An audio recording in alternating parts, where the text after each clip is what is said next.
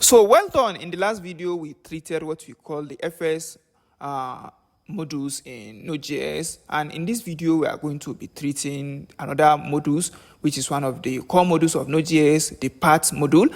And then let me delete this and make sure everything looks clean. Let me remove every code we have also here, because we are not going to be dealing with the FS module. Also now we are going to be dealing with what we call path module, and we are going to see some things it can do, and there are a lot of more it can do apart from what I'm going to show you in this video. So const path is equals to require path, and you can name it anything, not necessarily const path, but it's better if you name it like that to avoid any issue. So we require it as simple as that. And then I want to let me see, do some things with it. We have a lot of things we can do with the path modules. Let's be sincere.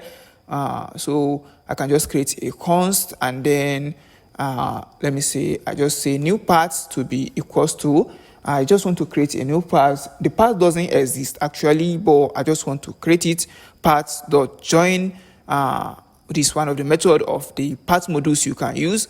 And then what do I want to join? I want to join maybe 2 to 3 things. So new, this is the first thing I want to make it have, and then comma, I want to pass in another argument that I want to join. So maybe text.txt, which you can actually .js, so which you can actually name anyhow you want. So let's log this new part and see what we have. So, and if everything works properly, you are going to see them join together. So that means we have used the path.join method in Node module successfully.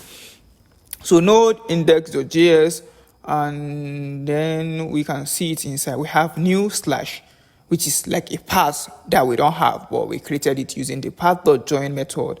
So another thing we want to maybe try is to log something like the current file we are in, and also the current directory we are in. So we have path.basename. I tell you, there are a lot of methods you can use, so we just trying some few of them. So we can just say path.basename, which is the file name. We want to see the file name we are currently in.